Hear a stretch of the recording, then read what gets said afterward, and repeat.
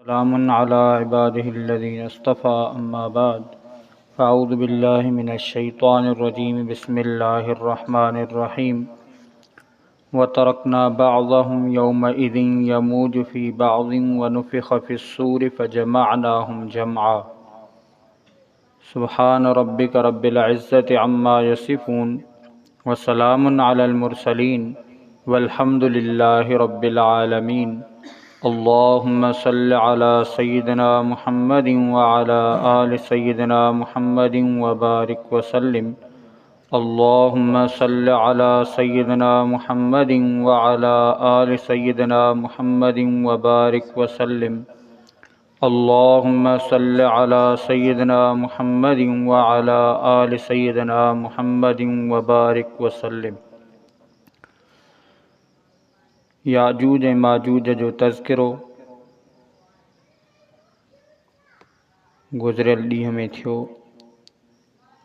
अल्लाह रब्बुल इज़्ज़त इन ही क़ौम जे लाइ फ़रमाए थो व तरकना बअज़हुम यौमइज़िन यमूजु फ़ी बअज़िन।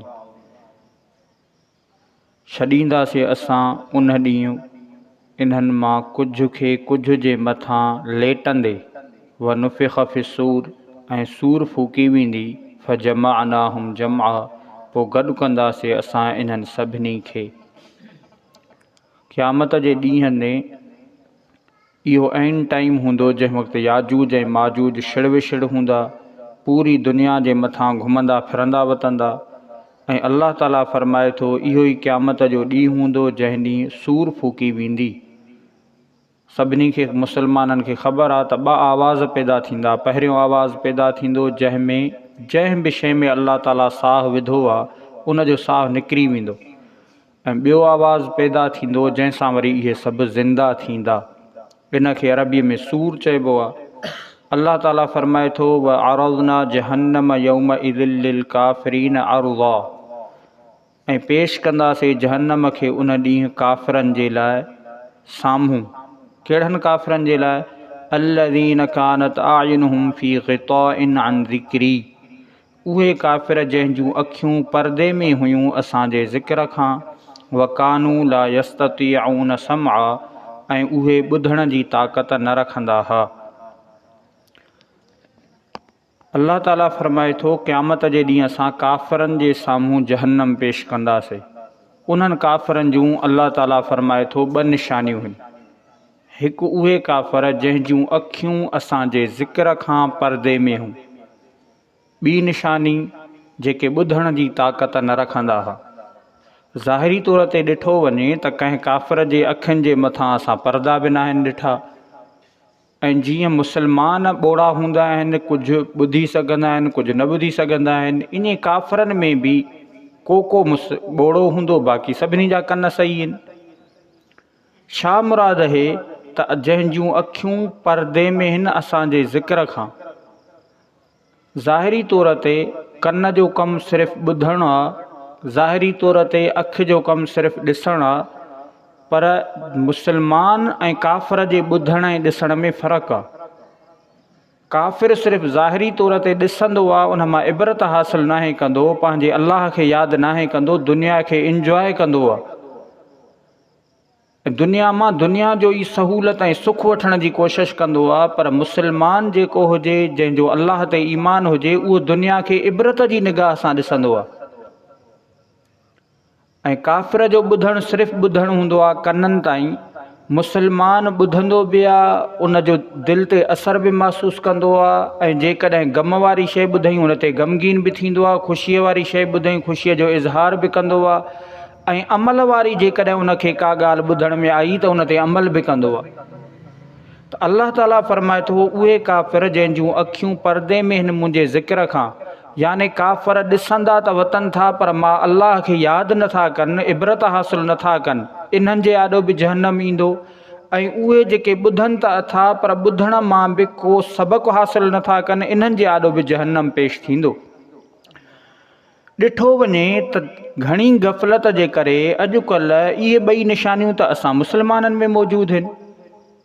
असां जूं अखियूं बि अल्लाह ताला जे यादि खां परदे में आहिनि।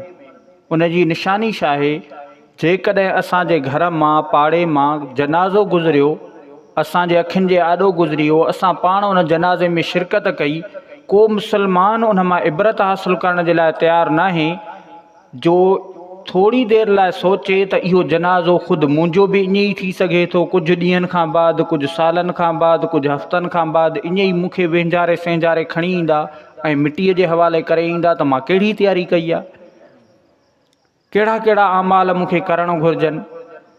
ऐं कीअं हे नौजवान हुयो दुनिया में घुमंदो फिरंदो पियो अचे, न इन जे निमाज़ जे लाइ न वटि टाइम हुयो, न रोज़े जे लाइ न वटि टाइम हुयो, न नेकीअ जे लाइ टाइम हुयो, अॼु मिटीअ जे हवाले थी वियो। हाणे सभु कम इन जा पोयां पाण ई संभालिजी वेंदा।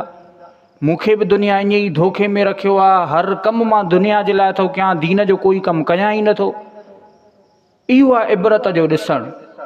वकानू ला यस्ततिऊन समा, ऐं माण्हू ॿुधे सही क़ुरान अहादीस दीन जूं ॻाल्हियूं, पर उहे सिर्फ़ु कननि जे मज़े ताईं ॿुधे त इहो ॿुधणु कम जो न आहे।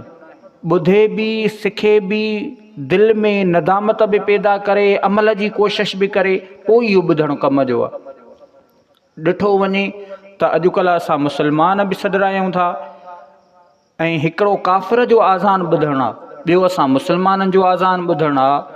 अल्लाह माफ़ फरमाए, ॿिन्ही जो ॿुधणु साॻियो ई आहे। काफ़िर जे कन ते आवाज़ु पवंदो आज़ान जो, उहो चवंदो मूं ते त निमाज़ फ़र्ज़ु आहे ई न। मुस्लमान बि पंहिंजे लाइ खोड़ सारियूं ॻाल्हियूं अहिड़ियूं तयारु करे रखियूं आहिनि जेके उनखे मस्जिद ताईं वठी अचण जे लाइ तयारु न आहिनि। त जीअं काफ़िर आज़ान ॿुधे थो सिर्फ़ु कननि जो मज़ो थो वठे, ईअं ई मुस्लमान बि आवाज़ु ॿुधे थो सिर्फ़ु कननि जो मज़ो थो वठे।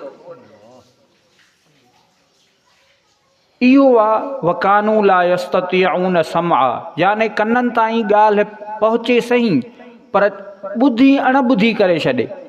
खोड़ सारनि टोटरी नौजवाननि खे आदत हूंदी आहे, या घरनि जे अंदरि औरतुनि खे आदत हूंदी आहे, पीउ माउ का नसीहत कंदा, हेॾऊं पीउ माउ ज़बान सां ॻाल्हाईंदा हूंदा आहिनि, हो अंदरि ई अंदरि में उन्हनि खे जवाबु ॾींदा वठंदा आहिनि त वञ त तो मां जान छुटे, घणो मथो हयो थी, घणो तंग कयो थी,